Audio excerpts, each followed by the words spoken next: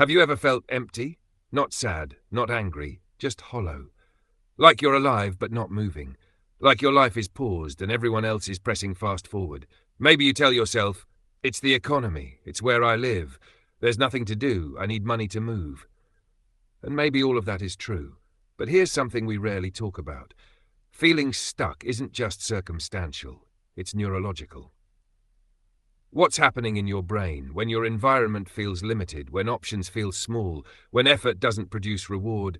Your brain reduces dopamine output, not because you're lazy, but because dopamine is released in response to perceived possibility.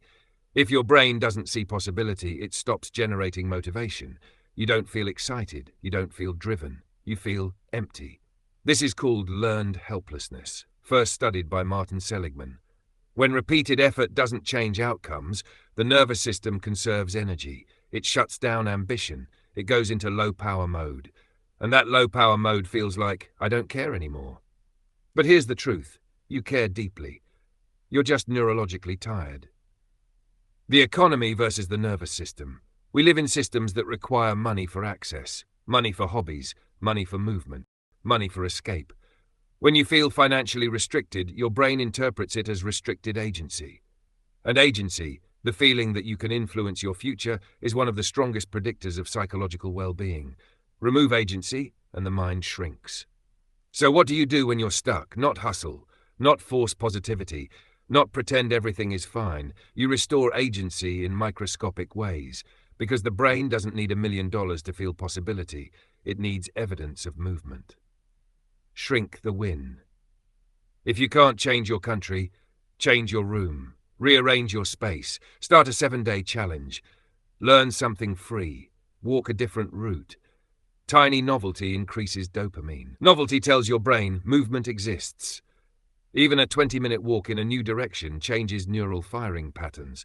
That's not motivational fluff. That's neuroscience. Create voluntary discomfort. When everything feels outside your control, choose something hard on purpose. Cold showers, hard workouts, deep focus sessions, digital detox days. Why? Because voluntary struggle increases perceived control. It tells the brain, I can endure, I can choose. And choice restores power. Expand internally when you can't expand externally. Maybe your environment is small, your mind doesn't have to be. Read philosophy, study economics, learn psychology, build skill. The Stoics, like Marcus Aurelius, practiced mental expansion while living inside political chaos. Your environment can be limited.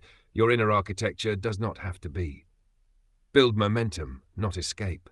When people feel stuck, they fantasize about escape.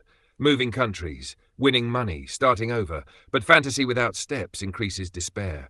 Instead, build micro-momentum. One video, one post, one skill, one connection. Momentum creates hope.